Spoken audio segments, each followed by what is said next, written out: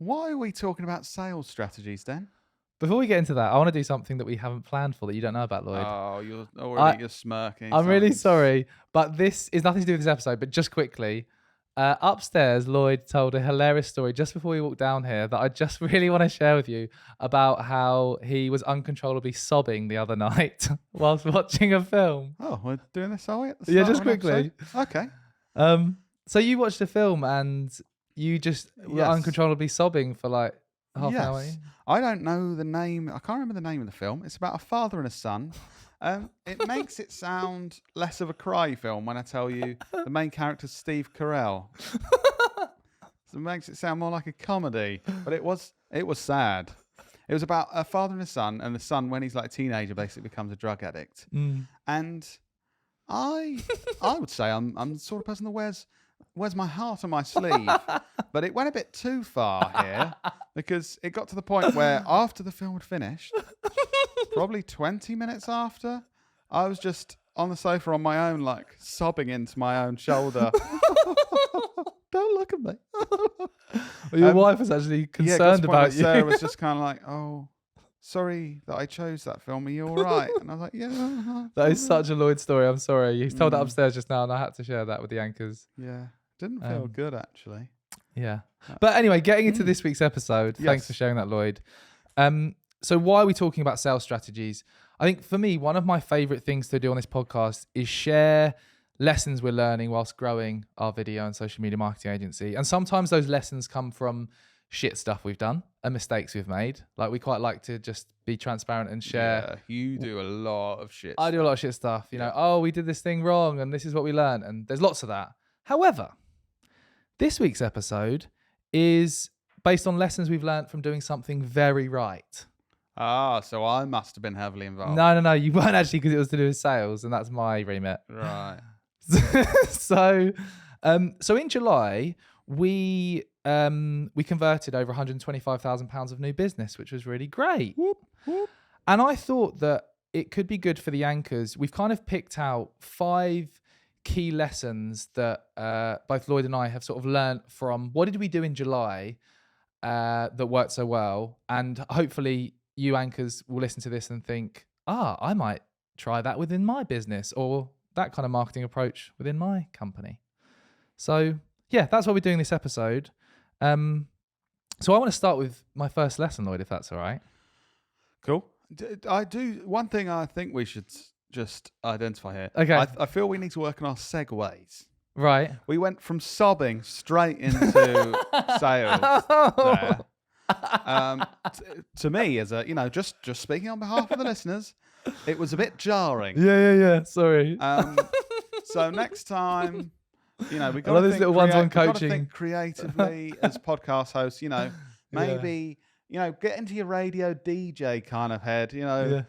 Talking of sobbing, this floor will be soaking wet once we buy all those super soakers with all the money we've made in sales. Okay, no, just thinking of my feet there. That wasn't a good one. But we've got to work on this. We do plan a lot, but then sometimes random shit happens that I just have to tell the anchors. You know what I'm like? When something happens, I struggle to not immediately just talk about it. Sometimes when I think something and you're like, you can tell my face on this podcast is like, you're looking at me, you're smiling at me. What are you? Dan, by the way, Dan, I don't know if you pick it up on the mic, but sometimes I hear this noise when Dan is desperate to speak while I'm speaking on the podcast. I hear this. And it's literally, he cannot stop himself. Like his brain is like, I've got something good to say. I have to say it right now. And it's the same in our morning. I stand up in our morning meetings in front of everyone in the business. And Dan is right next to me. And I hear the same noise then when I'm talking about whatever I'm talking about. Dan suddenly thinks of something. Oh, I've got to share it with the room. And I hear, Can I give myself credit here, right? Let me give myself credit because you are right. But the reason I make that noise is because I'm self-aware and I know that I shouldn't be shouting what I'm thinking at you. So I stop myself, but I'm just about to say it and then I stop myself. That's why I go, so. Yeah, anyway, I think just we need to be critical of each other. No, you're right. Performance, and it is weird, both on the podcast and in meetings, when you do your Because your brain is so desperate to say. Oh what you man, wanna say. that's something's going on there. Yeah. Yeah, you got weird shit going on. And talking about weird shit going on, my first lesson. Yeah, it's, right. No, How, that how wasn't a good strong's the segue. segue? It's not a segue here. Let me just share my first lesson. But good point, Lloyd. We will work on that. Okay. Well, how would Something else we'll work on. is about the quote: "Nobody ever regrets qualifying out." This is a brilliant segue. Oh, this is falling apart, this episode. There's actually loads of good stuff we're sharing this episode, so stick around. We will put it together shortly. So the first lesson, Lloyd, this is actually a really important one, is about qualifying in sales. And I want to tell you a story. So you would have heard this story before, but a brief story. Back when we started the business, one of the things we used to do a lot was going out networking. One of our first I think our first ever podcast episode was about episode 1. Weird shit that happens when you go out networking. Iconic. Definitely listen to that. The production value is a lot worse than it is now, but the information is still good. We're a lot more nervous talking, but it's still good. And one of the things is networking. And when I was out networking, I met this lady at this breakfast that said, you pass leads to each other, basically. I've got an opportunity for you. And some people just make up leads each week and it's annoying. But this lady said to me, I've got this lead, this bloke I spoke to. He wants help with marketing and you do Facebook. I think that's what she said. You do Facebook. That was like, how good we were at communicating what we did. So we did Facebook. So she put me in touch with this guy who was in Maidstone. And I messaged him. I think he wanted me to WhatsApp him or whatever. And I said, let's meet up and I can talk about stuff. And he gave me some information. I spent about 5 hours preparing for this meeting because it was one of the first ones we were doing and like over preparing. Drove to Maidstone, met him, ended up having a chat and it got onto the conversation of budget. And it was actually someone that rented out bouncy castles, which was the first alarm bell I didn't notice.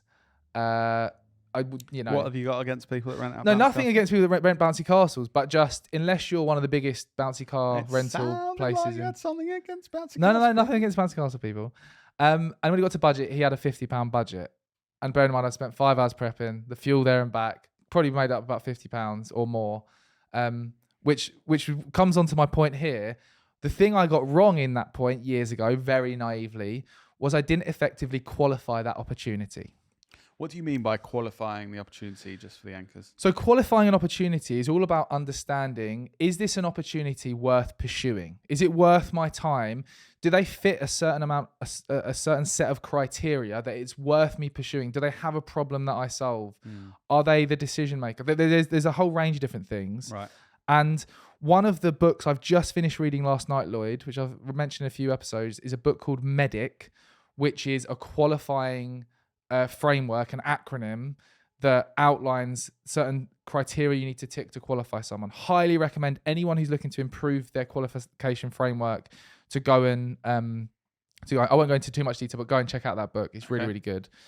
And the one quote, like you get one key takeaway from a book. The one quote that I really impacted me and was the best takeaway was the thing that Andy Whyte says, the author. He says, nobody ever regrets qualifying out. Why can't I say regrets? You struggle with that one. Nobody ever regrets qualifying out. And what he means by that is a lot of people in sales, and I can resonate with this, when you're selling, if someone's shown some level of interest, you constantly want to chase it and spend your time chasing them up. Are you interested yet? Are you interested yet? But a lot of those opportunities don't fit the criteria. So you should qualify them out and not chase them up and then move on to new opportunities where they do meet more of the qualifying criteria. A lot of people in business would be thinking, well, that's a missed opportunity. Like, why wouldn't you be following up with every opportunity? Like, there's the chance that this person is going to buy from you. Yeah. Why would you not follow up every opportunity? Well, you do follow up with every opportunity, but you follow the stage one is the qualification stage where you ask a set of questions very briefly to really gauge, are they serious about working with me? Do they have a problem I can solve? Are they the decision maker? Do they have a budget? So there's a whole set of criteria. There's another book called Gap Selling by a guy called Keenan, which again is one of my favorite sales books, which talks about an even... Did you say by a guy called Keenan? Yeah. Is that just his first name? His name's Keenan, and he refers to himself as Keenan. Oh, he's just like he's like Seal. Yeah. Or Madonna. Yeah. Oh, okay. I thought like weird you're talking about this author like you're mates with him. No. Oh yeah, just Keenan. No, Keenan's his name. Okay. And So yeah, it is all about qualifying. And something I did in July after reading these books was I started to be a lot stricter with who I was qualifying out. So I'd ask a set of questions and figure out, is it an opportunity worth pursuing? And if it was, I'd continue. If not, I wouldn't. And I think all the anchors listening should do this more. To answer your question, why don't you continue following up with lots of opportunities? If you think you've only got a finite amount of time and energy in your day and in your week, don't you want to spend that time engaging with the most lucrative opportunities that are most likely to convert into customers rather So than... you could have 10 opportunities to pursue. You could spend 10% of your time on each of those opportunities, and maybe you don't even have that much time. So a few might fall off because you might not have the time. Or you could be like, right, 6 of these actually have qualified out. It doesn't, and when I've asked those questions, it doesn't seem like it's going to be worth my time following up. I'm focusing on these 4. It's going to be much more worth it for me to put more time into these 4. Yes. Yeah. So as an action anchors, please go and read Gap Selling and the book called MEDDICC. Really, really great if you're looking to improve your sales and qualification process. Nice. You're going to have to keep your thoughts in your own head briefly, Dan. You try not to make too many noises. No, it's your turn. My turn now. I want to talk about something that's I think has a massive impact on sales. And this is more to do with selling to your current customers and clients. So if you're a service-based business like us, you've got a contract of a month, 3 months, 12 months, whatever it is, and you want to make sure you can extend that or, have that customer as an ongoing customer for a long period of time. Its customer perception is just as important as the actual work you're doing and the actual results. So for a long time, we've been working with Cameo Apples, one of our longest standing clients, for like 6 or 7 years, something like that now. And so long that I was actually previously responsible for a lot more of the work we did for Cameo Apples. When we first worked for them, we had a smaller team and I was much more heavily involved.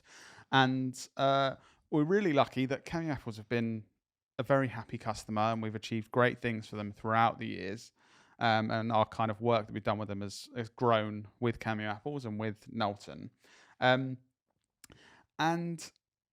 we've been getting better results for them year on year, every single year, which is a great thing to say. But as an example here of this customer perception thing, I think it was last year or the year before, I was actually responsible for communicating with the client. Yes. So let's talk about something. When it all started going downhill. Something that I've done wrong. I'm going to be open about this. We were basically smashing it with what we're trying to achieve. So all the KPIs we had, all the things we were trying to achieve with the client, we were exceeding all these goals. Reaching millions of people online, engaging thousands of people, helping to get stocked in top supermarkets. We were killing it. So it's like, great, we've worked hard on this. We're continuing to do a really good job with this client. Really happy with what we're doing. And we had lots of other stuff going on within the business. And because I thought we're by far exceeding all of our targets and stuff, in my head, I'm thinking, brilliant. There's, this client is just the happiest client ever. There's no way they couldn't be. And they were happy, but I was so focused on delivering that great work. And I didn't focus on communicating the great work that we were delivering. And that year, it actually resulted in them being less happy, even though we achieved far better results than the previous year. And this is something, luckily we have a very open relationship, something they communicate at the end of the year, something that could be improved. They said, firstly they said about communication. We're like, we'd like to know more. There was some periods of time where we didn't. And we also realized that from their feedback, they didn't actually realize quite how brilliant the stuff we'd done was, and quite how brilliant the results were. And I was thinking, how did they, why would they not be as happy as last year? We've didn't make sense, did it? Smashed it. And so can you believe it? You can be doing a better result or providing better services or products to your customers, and they can be less happy. And this is something we've realized over the past sort of year, and we've been continuing to try and do better on with our business. Not just giving the client what they want, but ensuring we have the communication in place so that the client's perception of what's going on is much higher. So, for example, you could be doing excellent work, but just a message here and there to say, oh, by the way, we've been working on this, this, and this. It's going really well. This has been challenging. We've worked hard on this week, but this has worked really well. I think then giving your customers a bit of a look inside the process. Oh, wow, there's been a few people working on this for us this week, and they're working really hard. And suddenly that customer perception is up there with the standard of work you're doing. I think this is especially important for service-based businesses because your customer doesn't see all the work and thought process and energy and resource that goes into achieving that small thing that they see. Yeah. Like, oh, some posts on social media. Yeah. You know, or your accounts being done. They don't see all the legwork and hard work that's gone in the background. So telling them that and talking them through that can help overcome that challenge. We got this wrong. We thought better work, so better services or better products equals happier customers. And actually, that's not necessarily the case. You also have to work on the customer perception and what they perceive. Even if it is better work, better products, better services, the communication involved, it has a far bigger involvement than you'd necessarily think. And focusing on customer perception of your products or services make future sales so much easier. So the key takeaway here from me, I think about what you can do to improve your customers' perception as well as maintaining that high standard of work or products or services you're delivering for them. So communication is the main one, showing the effort and the work that's being put in. Even if the results are brilliant, still communicating the effort, the hard work, the thoughts, whatever it is that's going into it. And also show them that you care. It's these little bits of communication that actually don't mean much shows that you really care. The small so from us as a marketing agency, I know that little personal messages from me to brand owners and things like that, where I actually say, oh, I've just caught up with the team on last week's results. Great that we've started seeing X or whatever. And that isn't a strategy for me of like trying to do things, but that seems to be really, really appreciated. So something we've been doing that I've noticed that I really like that the team do is sending little updates on Slack, even photos and stuff to clients, showing them behind the scenes, like in the studio stuff we've been doing. Like, oh, today we had the shoot for XYZ. And it just keeps them in the loop. It's that communication part of like, look at this cool stuff we're doing for you behind the scenes. We're not just twiddling our thumbs here. Example in messaging as well. So I've talked quite a lot about service-based businesses like us, but say you're selling products. So something that could communicate the effort and improve customer perception could be, rather than putting a note inside a package saying, sorry, our packaging isn't compostable, you could say, we're excited to let you know our team are working hard towards the goal of 100% compostable packaging. In the meantime, all of our packaging is recyclable. So that change in messaging, one just says, yeah, sorry, this isn't what we'd want it.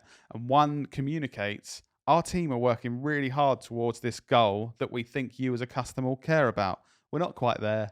This is where we are at the moment. And that customer perception is completely different with those different types of messaging. So the second statement communicates the effort being put in towards what the customer wants. Yeah.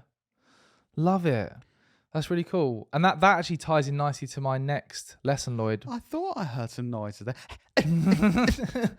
About relationship building. Nice. And the importance of relationship building and being patient. So looking at, in July, one of the most lucrative new clients that we converted actually came from someone who I've known for years and years and years, probably from when I was about 17. Someone that I knew growing up, went to another school that was my age.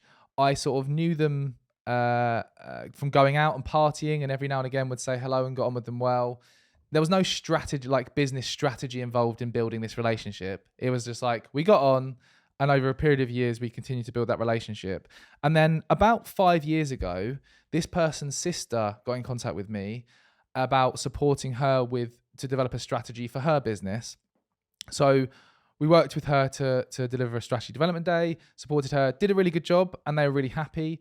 So that was like 5 years ago. Yeah. and then maintained this relationship with this person I'd known for years. And then a couple of years ago, they got in touch about working on a project. Didn't quite work out for whatever reason, but maintained that relationship. And then a few months ago, they got in touch again about this opportunity for a new brand that was being launched into the UK, a really innovative product, which I'm sure you'll see more about as we work more on that project. But got in touch with us about that, and we converted that as a client in July, all because we'd built that relationship up over literally 10 plus years without having a strategy in mind to build that relationship. I think this is one of the mistakes people make. They understand the importance of relationship building, but they think of it too much as a robotic strategy that's like, I'm going to meet this person at this event. I'm going to ask them what they're interested in. Whereas really, to build meaningful, authentic relationships, you can't necessarily always have like a proactive strategy around it. I do think if you looked at the income of our business now, a big proportion is made up from clients that there's some kind of link with this kind of long-term relationship that's been built over time. For example, I spoke about Cameo Apples that we've worked with for years. That was through a relationship with another agency that put the work our way because they didn't think it was hugely valuable, and in the end, it has become very valuable for us. And like you're saying, that was a friend and then a friend's sister, and something you didn't know that would lead to the work that we're currently doing with that client. I remember a couple of years ago, it's one of those things that sort of happened accidentally, but we realized the power of relationship building because we did an activity, and I recommend everyone should do this. Look at your closed deals or closed clients, which means look at clients you've won, look at your clients you've won over the last however many years, and ask yourself the question, where did that client come from?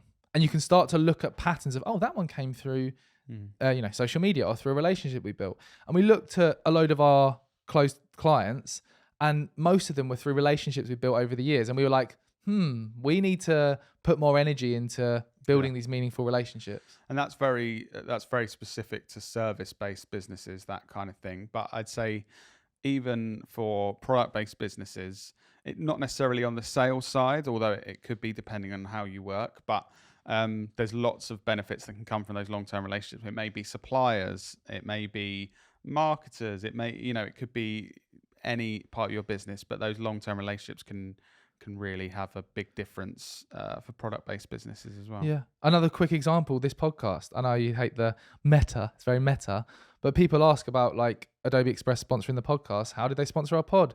That was through a relationship we'd built over years and years and years, who had seen what we were doing online and the content we were creating, that someone who grew a company that was bought by Adobe, that then put us in contact with them.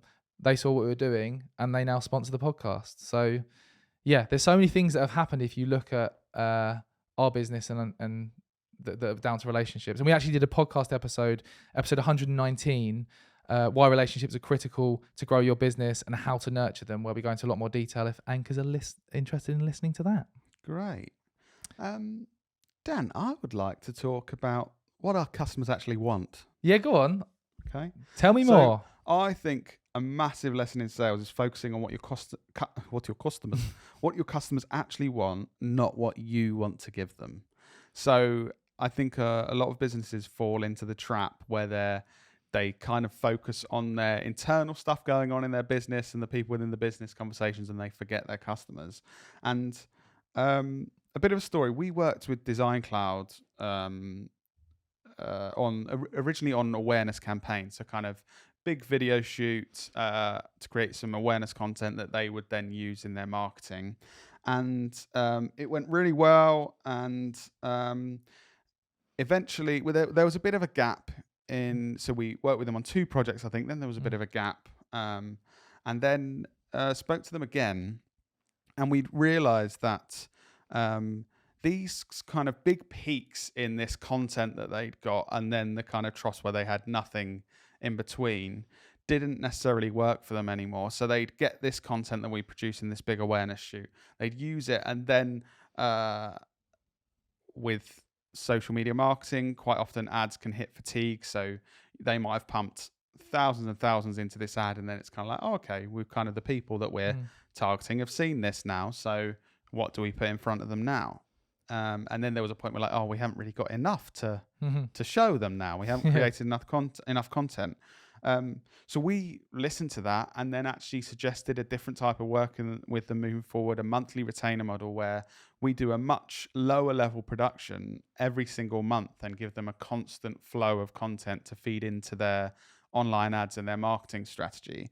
And this is now a long-standing customer. We've worked with them on this basis for over a year now, providing content for them continuously for over a year to feed into their strategy. And I think it's just such a good thing for us to learn. Like, if we just tried to continue to sell them what we wanted to sell them, they wouldn't have been a customer moving forward and a really happy customer. But we listen to what they actually need and want, exactly what their business wants and the customer wants, adapted and worked out how we could give them that. And I think a takeaway from this is, do you feel like your business is trying to convince customers to buy something that you want to sell to them? We spoke in a sauna this morning, Dan, about this type of business. Like, how good is it? Like a business where that's a bit weird, but this happened. We're talking about some people have a business where you constantly have to like try and persuade these people that your thing you're selling is something they should get. Please buy and it. then there's some products or services where there's no persuasion needed. It's like, I need this thing. I'm trying to find. Oh yeah, you've got that. Please give that to me. And if you can innovate and change and look at what your customers actually want and change your product or service to fit those needs, it's going to be a much easier sale. Yeah, that conversation came from an episode of My First Million. They were talking about one chart businesses. So a one chart business is where someone literally builds a whole business around a certain trend that they've seen on a chart. And they gave this example of Jeff Bezos and Amazon. So Jeff Bezos was had a really successful career in stocks and shares and investing, and he saw a trend that the internet was growing 2,000% a year, and he quit his job and started an internet company, Amazon, because of that one chart or one trend that he saw.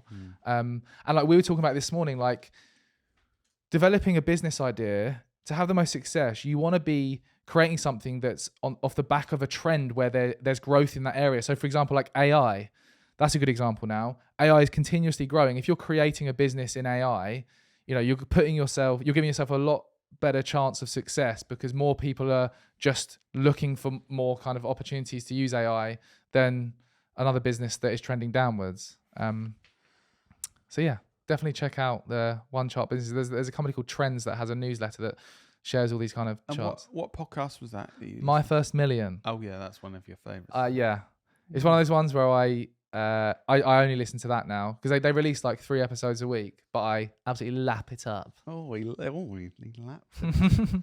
Nice. And Dan, you, I believe, have got one more lesson, and it's quite I think this is very timely. We're giving business anchors a chance to get ahead of the curve here. Yes, this is the thing that I'm most excited about in marketing right now. I'm glad you said marketing and not life, because that would have been No, disappointing. not life. Although I was looking at this the other week, Saturday night at like midnight, setting these ads up because I'm sad. But LinkedIn thought leader ads. This is the biggest opportunity for B2B marketers right now, is to run LinkedIn thought leader ads. So let me just explain what they are.